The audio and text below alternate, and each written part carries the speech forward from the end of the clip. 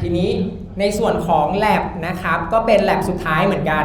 นะครับก็อย่างที่เราเรียนไปในเลคเชอร์แหละว่าอวัยวะสืบพันธุ์เพศหญิงเราก็ดูไปทีละส่วนนะครับแต่ว่าใน lab เนี่ยก็อาจจะ identify แค่บางส่วนเช่น epithelium เซลล์ออร์แกนแค่นี้เลยนะครับอาจจะไม่ต้องไปดูอะไรที่มันรีเลทกับเลคเชอร์มากเท่าไหร่นะครับเพราะฉะนั้นอันนี้คือเช็คลิสต์ที่ไปตัดมาให้แล้วก็ไม่ได้ต่างจากเดิมเท่าไหร่หรอกนะก็ตัดไปนิดหน่อยนะครับแต่ว่าเดี๋ยวเราลองไปอัปเดตแล้วกันอัปเดตให้แล้วในคลาสรูมนะครับก็ดูไล่ไปทีละออร์แกนเลยนะครับเอาจากอันแรกก่อนทีนี้ในสไลด์อาจารย์เนี่ยอาจารย์จะใส่เลขสไลด์ไว้ด้านบนนะครับเพราะว่าเวลาเราเรียนมา18 lab แล้วในสไลด์บางทีมันมีหลายอันใช่ป่ะมันก็จะซ้ำไปซ้ำมานะครับแปลว่าเนี่ยสไลด์ทุกเลขที่อาจารย์ใส่มาเนี่ยมันคือออร์แกนเดียวกันนะถ้าเราดูแล้วเราเห็นลักษณะนี้แล้วเราเข้าใจแล้วเราไม่ต้องดูครบทุกสไลด์ก็ได้โอเคป่ะก็คือดูให้รู้ว่าโอเคอันนี้คือออร์แกนนี้เซลล์นี้นะอะไรเงี้ยไม่ต้องไปไล่ดูทุกสไลด์เพราะว่ามันจะเยอะมากนะครับซึ่งจริงๆมันตัวคีย์เวิร์ดมันนิดเดียวเองแต่ว่าแค่สไลด์มันเยอะเฉยๆก็ไปไล่ดูได้เลยสไลด์11 29 30 31อะไรอย่างงี้นะครับสไลด์แรกก็คือสไลด์วาไจน่านะครับวาไจน่าบอกแล้วว่าให้ดูอะไร1เลยให้ดูอีพิธีเลียม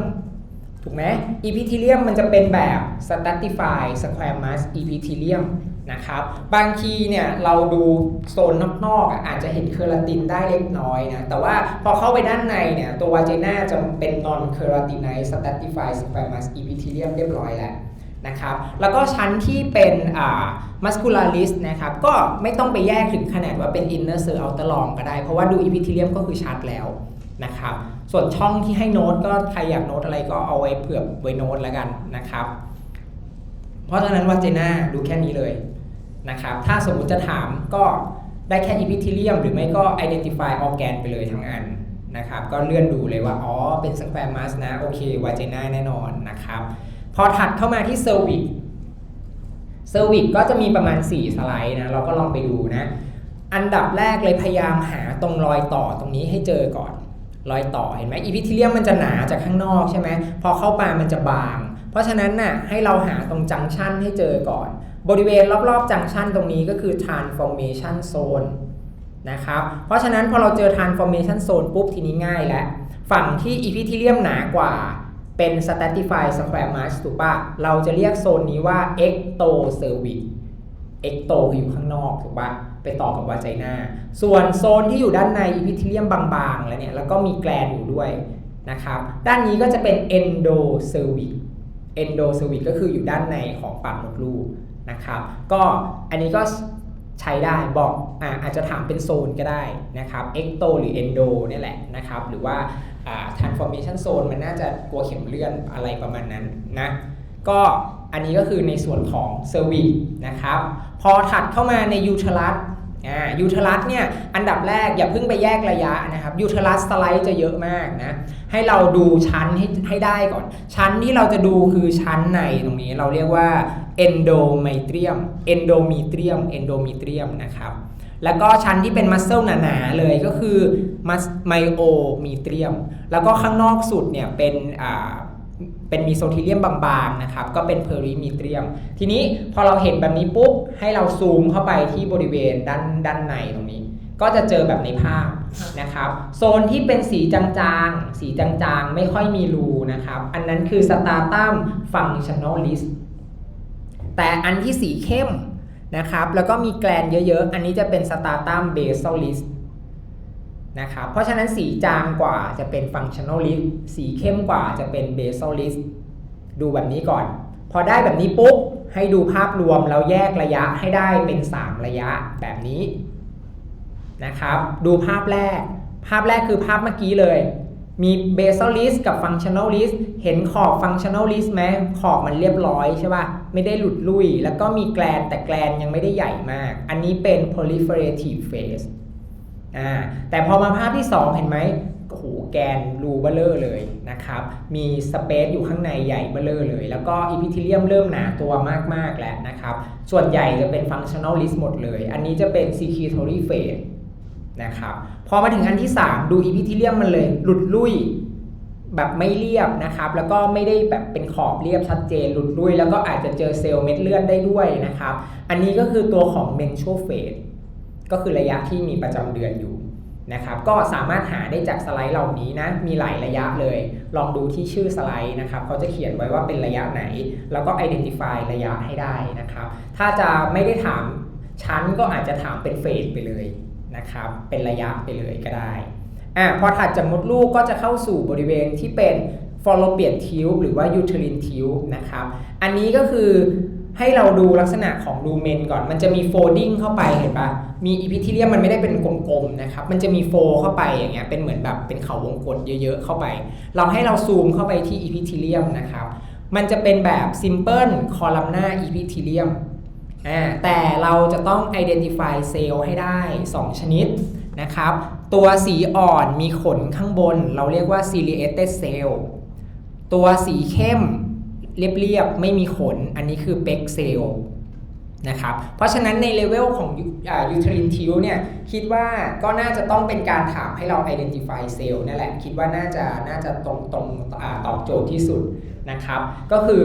พยายามดู PEG cell กับ ciliated cell ให้ออกนะครับ ciliated cell ก็จะมีเลื่อมๆสีชมพูเป็นขนๆอยู่ข้างบน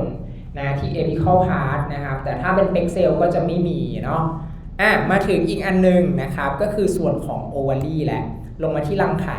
โอวารีเนี่ยให้ดูภาพเล็กก่อนไปภาพใหญ่ก่อนภาพใหญ่เนี่ยก็คือให้เราแยกคอเทกกับเมดัลล่าให้ได้ก่อนถ้าเจอโซนที่มีไข่เยอะๆก็เป็นคอเทกถ้าเป็นโซนตรงกลางมีแต่หลอดเลือดก็เป็นเมดัลล่านะครับทีนี้พอเราได้คอเทกปุ๊บให้เราซูมเข้าไปตรงคอเทกในกรอบสี่เหลี่ยมเนาะมันก็จะเป็นภาพบนนะครับดู epithelium ก่อนเลย terminal epithelium ต้องเป็น simple cuboidal epithelium นะครับแล้วก็ connective tissue ก็จะเป็น tunica albuginea แล้วก็จะเป็นตำแหน่งที่เราพบเซลล์ไข่อยู่ก็คือ cortex ส่วนที่ไม่พบเซลล์ไข่ก็จะเป็น medulla นะครับพอเจอ cortex ปุ๊บซูมเข้าไปอีก1สเต็ปเข้าไปใน cortex นะครับเราก็จะเจอแบบนี้เซลล์ไข่หลายๆระยะเลยเวลาเจอเซลล์ไข่ในฟอลิเคิลอ่ะมันไม่ได้แยกโซนนะว่าโซนนี้เป็น primordial primary อะไรเงี้ยมันสเปกสปะกระจัดกระจายนะเพราะฉะนั้นให้เราโฟกัสเป็นฟองๆไปเป็นเซลล์ไปนะครับอย่างเช่นอันนี้มี1เห็นปุ๊บโอโอไซต์อยู่ข้างในเซลล์ที่ล้อมรอบอยู่เป็น squamous cell โอเคอันนี้เป็น primordial ก็ตอบแบบนี้ได้เลยถ้าสมมุติอาจารย์ชี้ตรงนี้เนี่ยแล้วถามว่าให้ identify state of follicle อย่างเงี้ยเราก็ต้องตอบเป็น primordial follicle แต่ถ้าบอกว่า identify cell ก็คือ oocyte โอเคป่ะเพราะฉะนั้นเนี่ยต้องอ่านโจทย์ก่อนทุกครั้งนะครับเวลาที่แบบทุกเรื่องนั่นแหละนะแต่ถ้าลงมาภาพด้านล่างตรงนี้ดูนะoocyte อยู่ข้างในเซลล์ล้อมรอบมีหลายชั้นว่ะแต่ว่าเป็น cuboid หมดเลยเป็น primary แน่นอนเพราะว่ายังไม่มีช่องว่างข้างในด้วยเป็น primary ก็อย่างนี้เป็นต้นนะครับก็สามารถใช้จำแนกได้นะทีนี้ถ้ามาภาพต่อมาอันนี้เฮ้ยมันมีแอนทัมมีแบบช่องว่างอยู่ข้างในใช่ป่ะโอโอไซต์เริ่มมีขอบชัดเจนนะครับขอบชัดเจนก็คือโซนาเพลูซิดาแต่เซลล์ที่หุ้มรอบๆมันยังไม่ได้เป็นขั้วเดียวยังไม่ได้แบบอยู่ด้านใดด้านหนึ่งนะครับแปลว่าอันนี้เป็น secondary นะครับพอเราเจอ secondary แล้วก็ไป identify เปลือกมันนิดนึงเนาะเปลือกมันก็จะมีเซลล์อยู่2กลุ่มก็คือ T-GA interna กับ T-GA externa ถ้า in คือติดกับเปลือกมันเลยเซลล์จะเป็นขีดอยู่ตัวใหญ่ๆแต่ถ้า X ก็คือเป็น connective tissue แล้วเซลล์ก็จะแบบตัวอยู่ที่ติดกันนิวเคลียสใหญ่ๆเซลล์เล็กๆนะครับเดี๋ยวไปดูในของจริงก็น่าจะแยกได้นะครับดูตามที่เลเบลได้เลยนะพอมาถึงอันนี้แอนทัมใหญ่แล้วใหญ่สุดแล้วก็ตัวของขั้วเซลล์ที่มันแขวนโอไซต์อยู่เนี่ยมันหันไปอยู่ด้านเดียวแล้วไอ้ด้านนี้เราเรียกว่า cumulus oophorus นะครับแล้วก็แอนทัมรวมเป็นช่องว่างเดียวนะครับก็เลยเป็นส่วนที่เราเรียกว่าmature หรือ Garfield follicle นะครับสไลด์นี้มีให้ดูเยอะมากนะเพียงแต่ว่าใน1สไลด์มันมีทุกระยะเลยเราต้องเลื่อนดูนะครับอยู่ในคอเทกนะไม่ใช่ไปเจออันนึงแล้วก็คิดว่าจะไม่มีอันอื่นแล้วมันมีอยู่ในนั้นนะครับยกเว้นที่เขาเขียนว่าเป็นโอวารีของคนแก่นะครับที่เป็นแบบซีเนียอะไรอย่างเงี้ยครับอันนี้จะไม่ค่อยมีละจะมีแต่แบบนี้ก็คือคอปัสลูเทียมเวลาเราดูคอปัสลูเทียมนะมันจะเป็นใหญ่ๆแบบนี้เลย นะครับแล้วก็จะมีลักษณะข้างในเหมือนเป็นแบบปุยเมฆนะครับแต่ว่าถ้าเราซูมเข้าไปเนี่ยเราจะ identify เซลล์ได้2ตัวก็คือเซลล์ที่อยู่กับ connective tissue ตรงนี้ขอบนอกนะครับก็จะเป็นตัวของทีกาลูทีนเซลล์มันยวบมาจากด้านนอกแต่ถ้าเซลล์ที่อยู่ข้างในเนี่ยมันคือเซลล์แกนูล่าแกนูโลซาเซลล์เหมือนเดิมใช่ป่ะเราก็จะเรียกว่าแกนูโลซาลูทีนเซลล์เพราะฉะนั้นใน corpus luteum ให้ identify เซลล์ได้2อันนะครับพอมาถึงระยะสุดท้ายก็คือ corpus albicans นะครับอันนี้ก็จะไม่ต้อง identify อะไรมากแล้วให้ดูว่าลักษณะข้างในมันเป็น fibrous tissue เป็นไฟเบอร์หมดเลยนะครับเป็นเส้นๆเหมือนขนมสายไหมอะแบบเป็นก้อนๆเป็นแผลเป็นอันนี้ก็จะเห็นได้ใน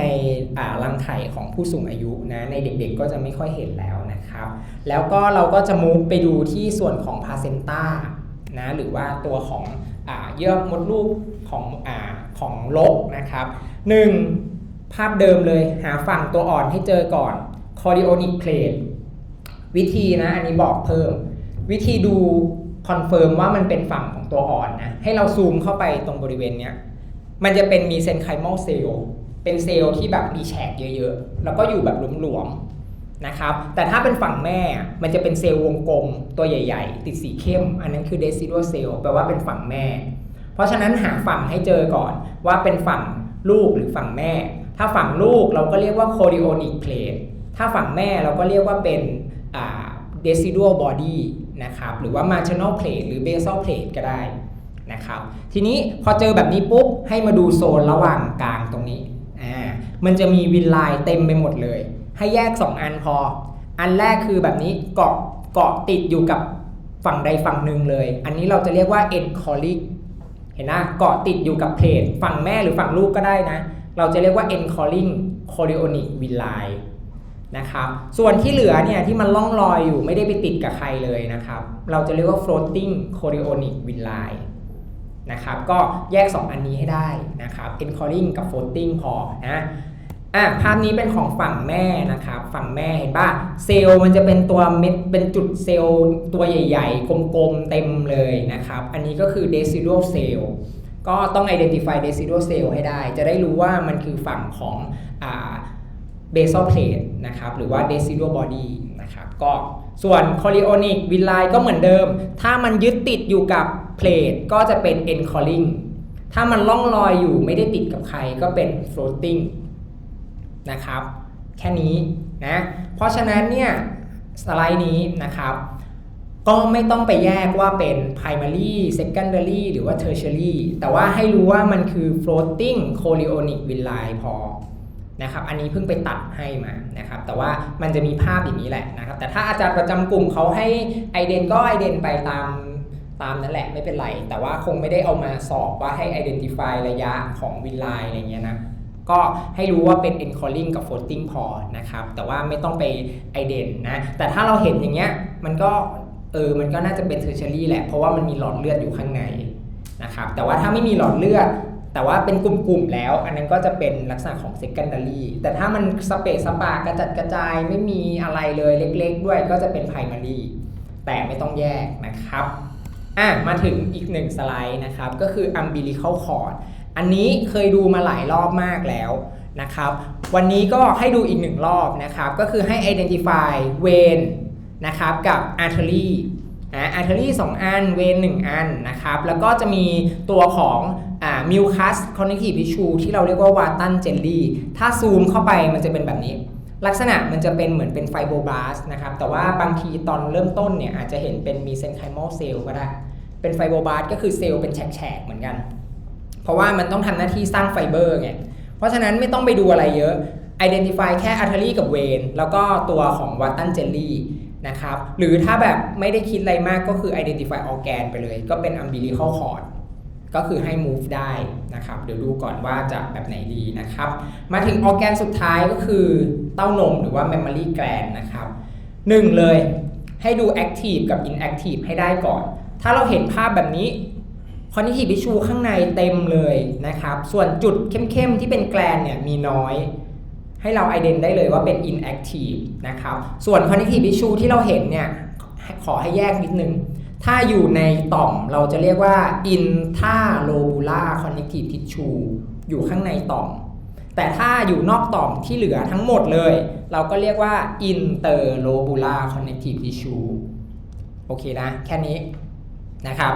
เพราะฉะนั้นถ้าเราเห็น interlobular เยอะกว่าแกนนะครับอันนี้เป็น inactive แต่ถ้าอีกภาพหนึ่งแบบนี้โห interlobular intralobular มันนิดเดียวเองที่เหลือเป็นต่อมเป็นแกนหมดเลยนะครับเป็นตัวของกระป๋องหมดเลยอันนี้จะเป็น active mammary gland นะครับเพราะฉะนั้นสเต็ปที่ 1 แยก active กับ inactive ก่อนนะครับแล้วก็แยก connective tissue เป็น intralobular กับ interlobular แค่นี้นะในกำลังขยายแบบต่ำนะทีนี้พอเราเจอ active ปุ๊บให้เราซูมเข้าไปที่กำลังขยายสูงนะครับเราจะเจออย่างนี้1กระป๋อง1วงแบบนี้ให้ identify เซลล์ที่อยู่รอบๆมันนะครับก็คือตัวของ luminal cell นะครับหรือเรียกว่าเป็น secretory cell ก็ได้แต่ไม่ต้องแยกว่าเป็น apocrine merocrine อะไรอย่างนี้ไม่ต้องนะครับเอาแค่ว่าเป็น luminal cell พอนะเซลล์จะเป็น cuboidal cell ส่วนเซลล์ที่เป็น square mass อยู่รอบๆนะครับอันนี้จะเป็น myoepithelial cell ให้แยก2เซลล์นี้ให้ได้ myoepithelial กับตัวของ luminal cell นะครับส่วนอีกอันนึงเอามาเพิ่มให้เผื่อเห็นนะครับก็คือ plasma cell ที่หน้าปัดเป็นรูปนิวเคลียสเป็นรูปล้อเกวียนหรือหน้าปัดนาฬิกานะครับอันนี้ก็จะมาสร้างแอนติบอดีนะแต่ว่าเราไม่เห็นก็ไม่เป็นไรเพราะว่ามันไม่ได้เรียนในแลบนี้แหละแต่ว่าให้รู้จักเพราะฉะนั้นสรุปใน mammary gland นะแยกระยะนะครับ active inactive นะดู inter กับ interlobular connective tissue นะครับแล้วก็ดูเซลล์2ชนิดก็คือ luminal cell กับ myoepithelial cell แค่นี้นะครับเพราะฉะนั้นแลบวันศุกร์ก็จะมีแค่นี้เหมือนกันนะครับโอเคหมดแล้วในส่วนของแลบนะครับสุดท้ายนะขอให้สุดท้ายจริงๆนะ